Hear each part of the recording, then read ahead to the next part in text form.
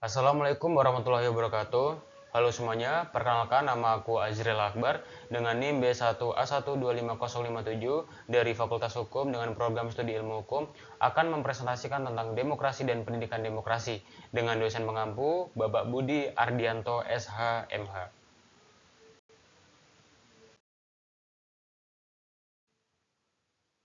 Nah, untuk mempersingkat waktu, kita langsung saja masuk ke dalam pembahasan materi.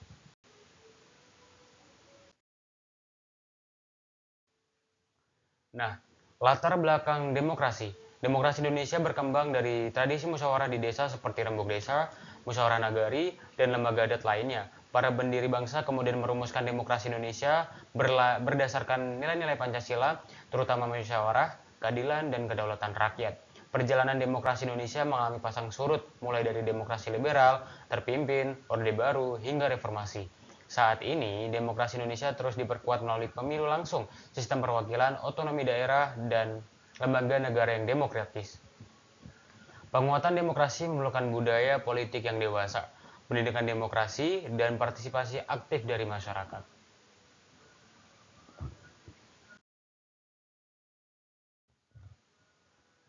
Selanjutnya kita masuk ke pembahasan.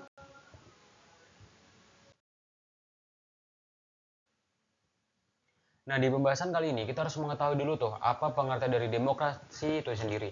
Nah, menurut Haris Soch, demokrasi adalah bentuk pemerintahan rakyat karena itu kekuasaan pemerintahan itu melekat pada diri rakyat, diri orang banyak dan merupakan hak bagi rakyat atau orang banyak untuk mengatur, mempertahankan dan melindungi.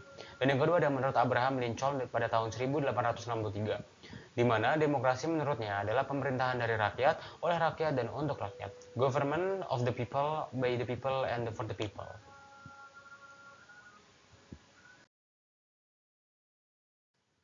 Selanjutnya ada bagaimana sih perkembangan demokrasi di Indonesia. Nah, perjalanan demokrasi Indonesia mengalami pasang surut setelah kemerdekaan Indonesia menjalankan demokrasi parlementer. Namun, kemudian berubah menjadi demokrasi terpimpin dan sistem otoriter pada Orde Baru. Reformasi itu terjadi pada 1998 yang menjadi titik balik yang memulihkan kehidupan demokrasi.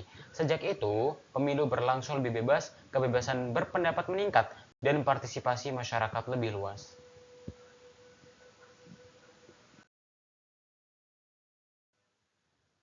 Yang selanjutnya, demokrasi itu sebagai bentuk pemerintahan, di mana demokrasi merupakan bentuk pemerintahan yang menempatkan rakyat sebagai pemegang kedaulatan tertinggi. Dalam sistem ini, kekuasaan negara berasal dari rakyat, dijalankan oleh rakyat, dan ditunjukkan oleh kepentingan rakyat.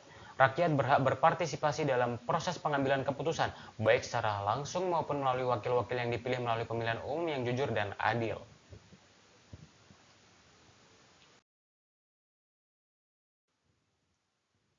Demokrasi Pancasila. Demokrasi di Indonesia berlandaskan nilai-nilai Pancasila yang mengutamakan kebersamaan, musyawarah, dan keadilan sosial. Demokrasi Pancasila menolak ekstremisme, baik liberal maupun otoriter.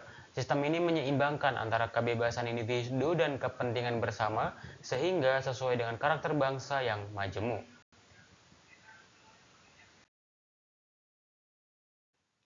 Dari itu semuanya, ada tantangan-tantangan demokrasi di Indonesia. Yang pertama, yaitu adalah politik uang.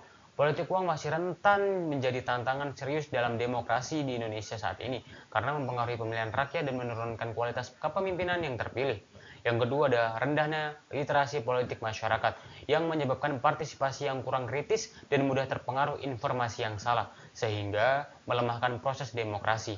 Dan yang terakhir yaitu adalah yang ketiga, yakni lemahnya penegakan hukum, membuat keadilan belum dirasakan merata dan menurunkan kepercayaan masyarakat terhadap sistem demokrasi.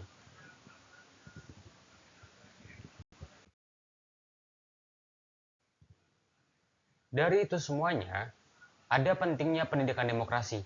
Pendidikan demokrasi bertujuan menanamkan nilai-nilai seperti toleransi, kerjasama, musyawarah, dan keadilan. Melalui pendidikan masyarakat, terutama generasi muda diharapkan mampu berpikir kritis, bertanggung jawab, dan memahami hak dan kewajiban sebagai warga negara. Pendidikan demokrasi juga berfungsi melawan paham-paham anti-demokrasi.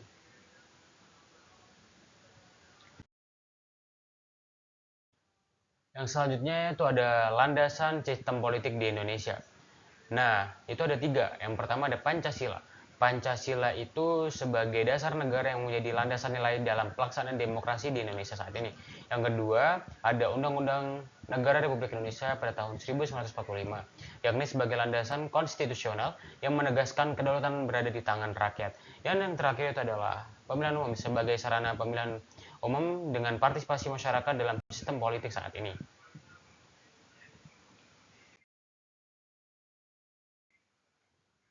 Nah, selanjutnya, membangun kultur demokrasi. Dengan membangun kultur demokrasi berarti menumbuhkan sikap dan perilaku yang menjunjung tinggi nilai kebebasan, tanggung jawab, toleransi, dan musyawarah dalam kehidupan bermasyarakat. Kultur demokrasi tidak hanya diwujudkan melalui sistem pemerintahan, tetapi juga melalui kebiasaan menghargai perbedaan pendapat dan serta menyelesaikan masalah secara damai.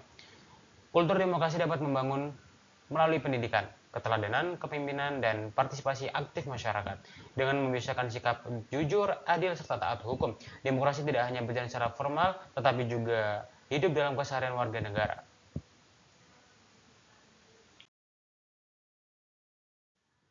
Dan selanjutnya ada pendidikan kewarganegaraan sebagai pendidikan demokrasi. Pendidikan warga negara berperan sebagai pendidikan demokrasi karena membekali peserta didik dengan pengetahuan dan sikap keterampilan berdemokrasi. Melalui kewarganegaraan ini, siswa diajarkan nilai-nilai demokrasi seperti hak asasi manusia, keadilan, kebebasan berpendapat, serta tanggung jawab sebagai warga negara. Selain itu, kewarganegaraan mendorong terbentuknya warga negara yang aktif, kritis, dan berkarakter demokratis. Pembelajaran kewarganegaraan ini tidak hanya bersifat teoritis, tetapi juga melatih praktik demokrasi dalam kehidupan sehari-hari dengan musyawarah, penghargaan terhadap perbedaan pendapat, dan ketaatan pada aturan. Dan yang terakhir kita sampai di ujung presentasi, yakni adalah penutup.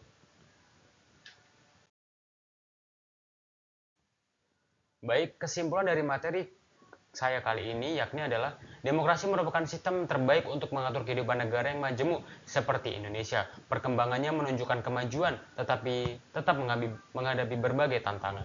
Pendidikan demokrasi menjadi kunci untuk membentuk warga negara yang kritis, bertanggung jawab, dan memahami nilai Pancasila. Dengan partisipasi seluruh masyarakat, kualitas demokrasi Indonesia dapat terus ditingkatkan.